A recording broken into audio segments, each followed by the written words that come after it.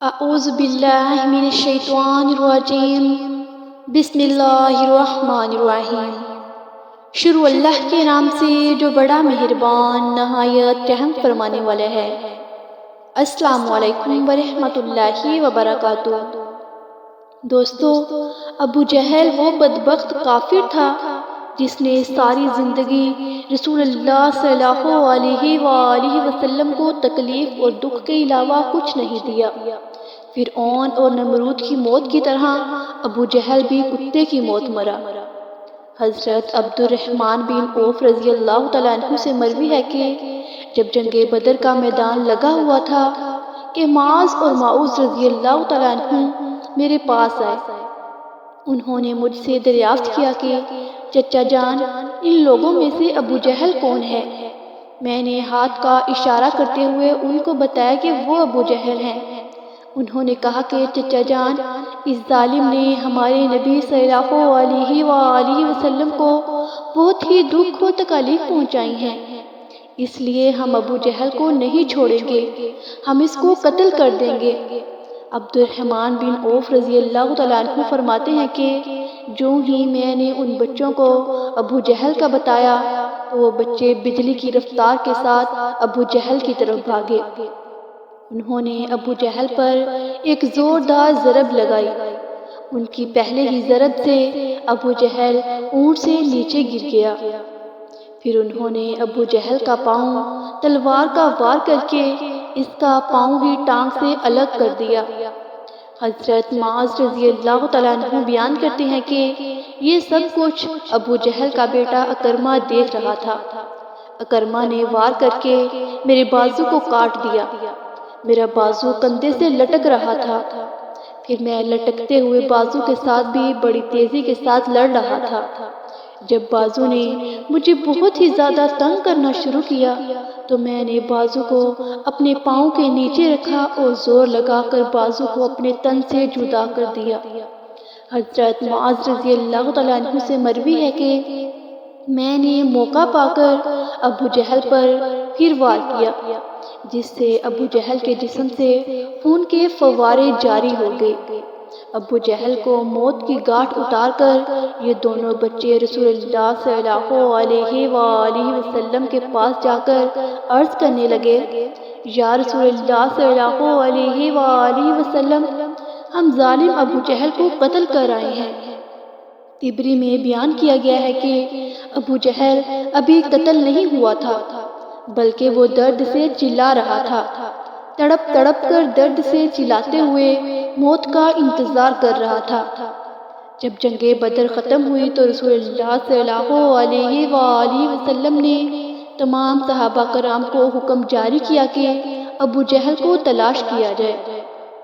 سب صحابہ کرام ابو جہل کی تلاش میں مگن ہو گئے۔ حضرت عبداللہ بن مسعود رضی اللہ تعالیٰ عنہ بھی ان میں شامل تھے۔ حضرت محمد صلی اللہ علیہ وآلہ وسلم نے تمام صحابہ کرام کو ابو جہل کی ایک نشانی بتائی تھی کہ ابو جہل کے گھٹنے پر نشان ہوگا۔ صحابہ کرام رضی اللہ تعالیٰ عنہ نے عرض کی، یا رسول اللہ صلی اللہ علیہ وآلہ وسلم، ابو جہل کے گھٹنے پر وہ نشان کس طرح آیا تھا؟ رسول اللہ صلی اللہ علیہ وآلہ وسلم نے فرمایا، ایک دفعہ میں اور ابو جہل عبداللہ بن جادان کے گھر دعوت میں شامل تھے۔ اس وقت تمہاری عمریں بہت ہی چھوٹی تھی۔ ہم دونوں میں کسی بات کو لے کر لڑائی ہوئی۔ ہم نے ابو جہل کو زور سے دھکا دے دیا تھا، جس کی وجہ سے ابو جہل زمین پر گر پڑا۔ ابو جہل کے گھٹنے پر گہرا زخم آ گیا۔ وہ زخم تو ٹھیک ہو گیا تھا، لیکن اس کا نشان آج بھی ہے۔ یہاں ابن مسعود رضی اللہ تعالیٰ عنہ فرماتے ہیں کہ میں میدان میں ہر لاش کو الٹا الٹا کر دیکھ رہا تھا کہ مجھے ایک جگہ پر ابو جہل زخمی حالت میں نظر آیا۔ میں اس کے پاس گیا تو میں نے دیکھا کہ وہ ابھی مرا نہیں تھا، بلکہ زندگی کی آخری سانسیں لے رہا تھا۔ اس کے جسم سے خون کے فوارے جاری تھے۔ پھر میں نے رسول اللہ صلی اللہ علیہ وآلہ وسلم کی بتائی ہوئی نشانی کو دیکھا تو مجھے یقین ہو گیا کہ یہی ابو جہل ہے۔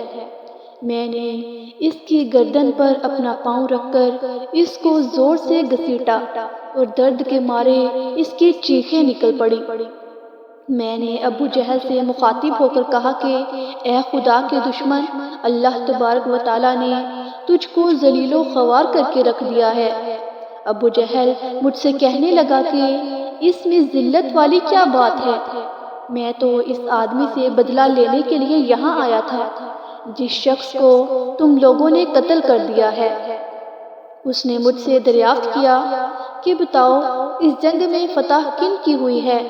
میں نے کہا کہ اس جنگ میں فتح اللہ تعالیٰ کے سچے رسول صلی اللہ علیہ وآلہ وسلم کی ہوئی ہے۔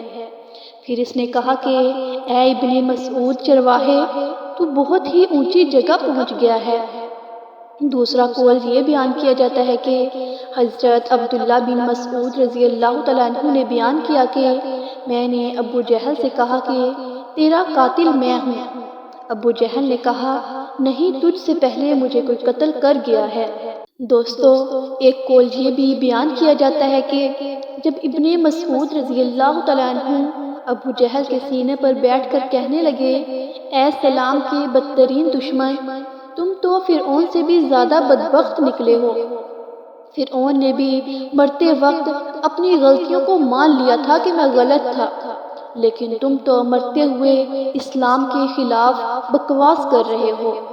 یہ سن کر ابو جہل نے جواب دیا کہ اپنے آقا محمد صلی اللہ علیہ وآلہ وسلم کو جا کر میرا یہ پیغام دے دینا کہ ابو جہل تو اس دنیا سے چلا گیا ہے، لیکن وہ یہ پیغام دے گیا ہے کہ حضرت محمد صلی اللہ علیہ وآلہ وسلم کا سب سے بڑا دشمن میں ہوں۔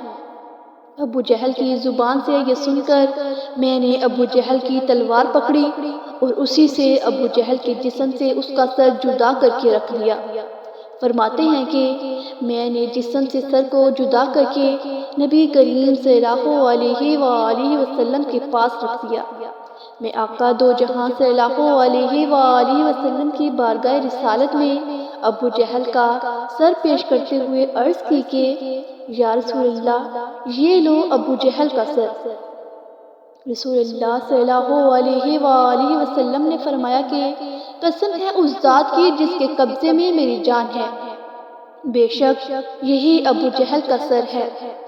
پھر آپ صلی اللہ علیہ وآلہ وسلم نے ابو جہل کے سر کے پاس کھڑے ہو کر فرمایا یہ کافر ابو جہل اس امت کا سب سے خطرناک اور ظالم فرعون ہے۔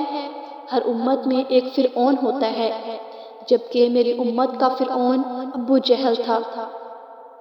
دوستو، اللہ تعالیٰ کا لاکھ لاکھ شکر ہے کہ یہ بدبخت ہلاک ہو گیا۔ روایات میں اس طرح بیان کیا گیا ہے کہ رسول اللہ صلی اللہ علیہ وآلہ وسلم نے شکرانے کے نفل ادا کیے۔ رسول اللہ صلی اللہ علیہ وآلہ وسلم کے فرمانے پر ابو جہل کی لاش سر اور قریش کے 24 سرداروں کو ایک کنویں میں پھینک دیا گیا۔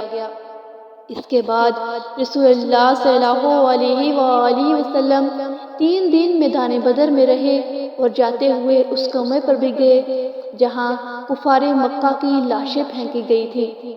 آقا صلی اللہ علیہ وآلہ وسلم نے کنویں پر کھڑے ہو کر قتل ہونے والوں کو یہ فرمایا کہ اے کنویں میں پھینکی گئی لاشوں، کیا تم نے اللہ تعالیٰ کے وعدے کو پورا ہوتے ہوئے پا لیا ہے؟ اللہ تعالیٰ کا وعدہ سچ ثابت ہو گیا ہے۔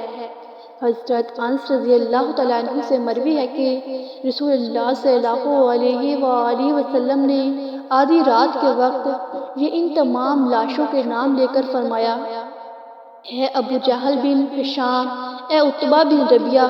اس طرح نبی کریم صلی اللہ علیہ وآلہ وسلم نے سب کنویں میں پھینکی گئی لاشوں کے نام لیتے ہوئے فرمایا کہ کیا تم نے رب کائنات کا وعدہ پورا ہوتے ہوئے دیکھ لیا ہے؟ کیا تم نے اپنے خداؤں بتوں کا وعدہ سچ پایا؟ میرے خدا نے جو مجھ سے وعدہ کیا تھا وہ سچ ثابت ہو گیا ہے۔ اس پر صحابہ نے پوچھا یا رسول اللہ صلی اللہ علیہ وآلہ وسلم، آپ صلی اللہ علیہ وآلہ وسلم لاشوں سے باتیں کر رہے ہیں، تو حضور صلی اللہ علیہ وآلہ وسلم نے فرمایا کہ جو باتیں میں ان سے کر رہا ہوں تم ان لاشوں سے زیادہ نہیں سن سکتے۔ بس یہ لاشیں بول نہیں سکتی، سب کچھ سن رہی ہیں۔ امام طبری لکھتے ہیں کہ محمد بن اسحاق بیان کرتے ہیں کہ بعض علماء کرام نے یہ بات بیان کرتے ہوئے کہا ہے کہ تم لوگوں نے مجھ سے دشمنی کی، بلکہ دوسرے لوگوں نے مجھ سے دوستی کی۔ تم نے مجھ کو میرے ہی شہر سے نکال دیا، دوسرے لوگوں نے مجھ کو اپنے شہر میں پناہ دی۔ تم لوگوں نے مجھے جھوٹا کہا، دوسروں نے مجھے سچا اور آخری نبی صلی اللہ علیہ وآلہ وسلم کہا۔ تم لوگوں نے مجھ کو بے شمار تکالیف دی، لیکن دوسرے لوگوں نے میری تمام پریشانیاں دور کر دی۔ اس کے بعد رسول اللہ صلی اللہ علیہ وآلہ وسلم نے فرمایا کہ میں نے تو اپنے رب کائنات کے وعدے کو سچ پایا ہے۔